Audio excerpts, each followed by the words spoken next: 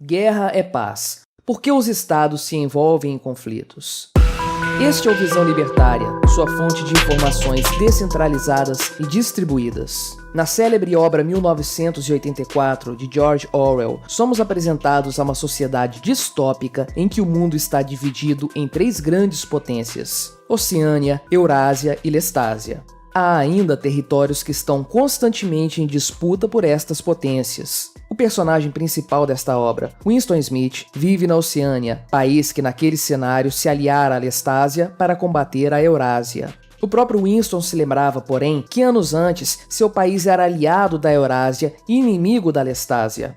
No decorrer da obra, veremos ainda outra vez uma troca entre aliados e inimigos sem qualquer justificativa plausível por parte do Estado autocrático liderado pelo Grande Irmão. Não surpreende, portanto, que guerra é paz seja um dos lemas do partido. Trata-se da guerra permanente, não como um meio para alcançar um fim, mais recursos naturais, mais territórios estratégicos ou algo do tipo, mas como um fim em si próprio. A abordagem de Orwell a respeito da guerra não é um mero palpite de sua parte. Na verdade, o autor inglês olhava para sua própria realidade, no caso, o contexto geopolítico do início da Guerra Fria e do recrudescimento do controle soviético sobre todos os aspectos da vida dos cidadãos. A visão orwelliana a respeito da guerra, portanto, não era nada mais do que uma extrapolação a respeito de algo muito real, o motivo pelo qual os governos sempre se envolvem em guerras. O ser humano se envolve em conflitos muito antes do início da civilização como a conhecemos. Ossadas de grupos de caçadores-coletores, mortos a golpes de clava e atravessados por flechas, datando de 10.000 anos atrás, demonstram esse fato. Conforme as sociedades foram se tornando mais complexas, a guerra foi tomando proporções cada vez maiores. Durante a antiguidade, os exércitos assírios, babilônios e persas, sucessivamente, se destacaram como os mais poderosos e violentos. Alexandre o Grande, considerado por muitos o maior estrategista militar da história, varreu a Grécia, a Turquia, o Egito, o Oriente Médio e partes da Índia com seu bem treinado exército. E mais notadamente, o exército romano impôs os tributos dos Césares a todos os povos do mar Mediterrâneo e da Europa Ocidental. Sucessivamente, a prática da guerra se manteve como grande pilar do poderio dos chefes dos estados em todas as partes do mundo. Por meio dos conflitos, o governante se apoderava de terras, de recursos e, é claro, de novos seres humanos, que poderiam ser forçados à escravidão ou tornados súditos pagadores de tributos. A guerra, portanto, sempre foi a maior fonte de poder nas mãos dos estados. As guerras asiáticas durante a Idade Média tendiam a ser mais violentas. Por exemplo, as invasões mongóis do século XIII representaram um decréscimo populacional de cerca de 50 milhões de pessoas. Vários conflitos dinásticos chineses, por outro lado, representaram também morticínios nas casas dos milhões. Nada, porém, se compara à terrível máquina da morte representada pela Guerra Ocidental do século XX. Com o advento da conscrição, ou seja, do alistamento militar obrigatório, exércitos gigantescos foram criados. É importante desde já deixar claro que a conscrição é uma terrível violência contra indivíduos, representando uma verdadeira escravidão moderna, capitaneada pelos estados. Tal prática se tornou mais comum a partir de finais do século XIX e teve como consequência inevitável as guerras mundiais. Esses 2 conflitos levaram a uma escalada da violência estatal a níveis nunca antes experimentados pela humanidade. Dezenas de milhões de soldados foram enviados para a morte em situações desoladoras, padecendo de doenças, fome e frio extremo, em combates em que já se esperava grande número de baixas. Em outras palavras, jovens militares recrutados pelo esforço de guerra de seus países eram atirados para a frente de batalha com pouca chance de sobreviver até o final do conflito. Algo que chama bastante atenção ao analisarmos o histórico das guerras é o fato de que aliados e inimigos se revezam com muita frequência. Olhando para a história recente, percebemos que Inglaterra e França, históricos inimigos durante o final da Idade Média e na Idade Moderna, acabaram por se aliar para enfrentar a Tríplice Aliança na Primeira Guerra Mundial, formada por Alemanha, Itália e Império Austro-Húngaro. Por outro lado, em 1812, a Inglaterra guerreou contra os Estados Unidos. Desnecessário dizer que 100 anos depois, a grande potência americana lutaria ao lado de sua antiga inimiga Inglaterra na Grande Guerra. Saltando no tempo, vemos que após a Segunda Guerra Mundial, os antigos aliados Estados Unidos e União Soviética se tornariam os 2 grandes antagonistas do cenário geopolítico mundial. E na atualidade, a OTAN, Organização do Tratado do Atlântico Norte, engloba países como os já citados Estados Unidos, Inglaterra e França, além de Alemanha, Itália e Turquia, países esses que, em um ou outro momento, já guerrearam entre si. Tal como no citado caso do livro 1984, aliados e inimigos se revezam com assustadora frequência e tudo a depender dos sabores políticos. No fim das contas, não é isso que importa para os governantes. O que importa mesmo é a manutenção dos conflitos. Veja o caso do país mais poderoso do mundo, os Estados Unidos. A potência econômica e militar, ano após ano, se envolve em toda sorte de conflitos em todos os continentes ao custo de quase $1 trilhão anuais. E é justamente aí que reside a explicação para o constante apreço dos governantes para com o exercício da guerra. A célebre obra A Arte da Guerra, de Sun Tzu, inicia com a seguinte sentença: a guerra é um dos assuntos mais importantes do Estado. Em outras palavras, podemos afirmar sem medo de errar que a guerra para os Estados não é um meio para se alcançar determinado fim. Ela é, antes, um fim em si próprio.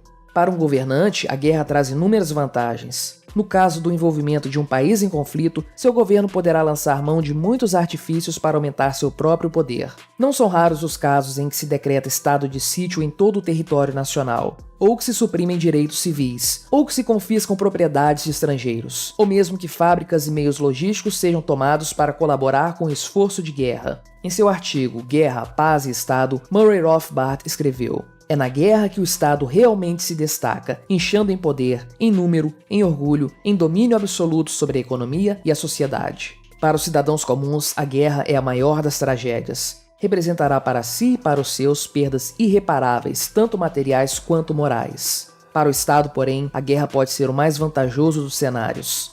Além disso, um governante pode utilizar a guerra para afastar crises internas e fazer crescer sua popularidade. Vejamos o exemplo da Guerra das Malvinas, travada em 1982 pela Argentina e pela Inglaterra, da qual já falamos no vídeo A Quem Pertencem as Ilhas Malvinas. O Estado argentino era comandado por um governo militar que, dadas suas desastrosas políticas econômicas que levaram o país a uma grosseira inflação anual de 90%, estava fortemente debilitado. Para os militares no poder, era interessante promover uma guerra com o objetivo de tomar o controle nas Ilhas Malvinas, pois isso poderia despertar no povo argentino um sentimento patriótico que fortaleceria o governo militar. Por outro lado, para a primeira-ministra britânica Margaret Thatcher, que enfrentava forte oposição em seu governo, a possibilidade de uma guerra contra a Argentina mostrou-se uma dádiva. O conflito inevitavelmente estourou e em pouco tempo a marinha inglesa havia sobrepujado as forças argentinas. Para a Dama de Ferro, o resultado da guerra foi formidável. A primeira-ministra teve um aumento de popularidade e garantiu para si as eleições do ano seguinte.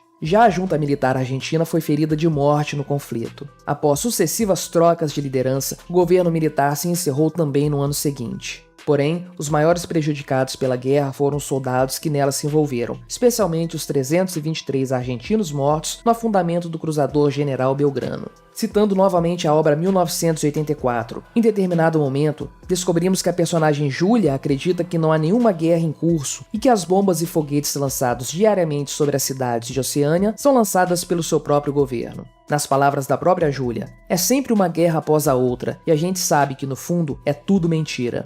Ainda que tal cenário possa parecer exagerado, o fato é que não se pode descartar facilmente a hipótese de que governantes, ano após ano, lançaram hordas de soldados para batalhas sangrentas, com o único objetivo de manter o próprio poder. Essa é, inclusive, a triste realidade das guerras atuais. Enquanto jovens soldados perdem suas vidas lutando por ideais fajutos, os governantes continuam em seus palácios, movendo as peças de xadrez em seus jogos de poder. As guerras, como as conhecemos hoje, só fazem sentido se forem analisadas sob esse aspecto. O preço a ser pago é muito caro para os indivíduos e também para a sociedade. Os conflitos só são vantajosos, portanto, se for possível melhorar a situação de um indivíduo ou de um pequeno grupo de indivíduos às custas de todos os demais. E é exatamente assim que o Estado funciona, e é por isso que, conforme os Estados crescem, os conflitos se tornam cada vez mais sangrentos. A realização de guerras generalizadas envolvendo exércitos de milhões de soldados não faz o menor sentido em uma sociedade realmente livre. Dificilmente poderemos imaginar um cenário em que seja vantajoso para inúmeros indivíduos se unirem em guerra contra outro tanto de indivíduos. Como a história demonstra, o preço a ser pago, tanto do ponto de vista financeiro quanto em vidas humanas, é muito alto. Conflitos são sempre inevitáveis. Contudo, quando o próprio indivíduo interessado pode ser prejudicado pelo agravamento de tal conflito, soluções pacíficas tendem a ser buscadas. Mesmo, porém, que uma solução por meio de negociação não fosse alcançada, dificilmente veríamos massacres como a Batalha de Stalingrado ou o bombardeamento atômico de cidades numa sociedade livre, simplesmente porque tais eventos não fazem sentido algum, a não ser que haja um estado coercitivo gigante envolvido. As pessoas, em geral, odeiam a guerra. Os conflitos armados representam perda de direitos individuais, o constante terror que envolve o medo de um bombardeamento aéreo ou a invasão de tropas hostis, além de significar perda de poder econômico e, no pior dos cenários, a própria morte, ou a morte dos seus, arrastados de forma não voluntária para o conflito. Olhe ao seu redor e você verá uma sociedade majoritariamente pacífica. Contudo, eleve o seu olhar para o tabuleiro dos estados mundiais e você verá que os conflitos não são a exceção, e sim a regra. No fim, a guerra é mais uma ferramenta que permite ao Estado manter seu poder sobre a população. Não se engane, se o poder de um governante começar a ruir, ele tenderá a apelar para a força. É por isso que podemos afirmar facilmente que as recentes manobras militares chinesas em seu Mar do Sul são uma tentativa de reforçar o poder de seu governo ditatorial. Para encerrar este artigo, citaremos mais uma vez a obra 1984. Em determinado momento, ao explicar para o personagem Winston o motivo pelo qual o partido fazia tudo o que fazia, o personagem O'Brien diz uma frase assustadora e extremamente realista. Não estamos interessados no bem dos outros, só nos interessa o poder em si. Nem riqueza, nem luxo, nem vida longa, nem felicidade. Só o poder pelo poder, o poder puro. Enquanto os estados movem os peões no tabuleiro de xadrez em que vivemos, os indivíduos pagam o preço. Vidas humanas são ceifadas, sonhos são destruídos e populações inteiras são dizimadas. É assim que o Estado se mantém. Não importam quantos tenham que morrer. O importante é reforçar o poder daqueles que estão no topo. Tudo pelo bem do coletivo. Tudo pelo bem da nação. Todo o mal existente sendo praticado pelo bem de todos.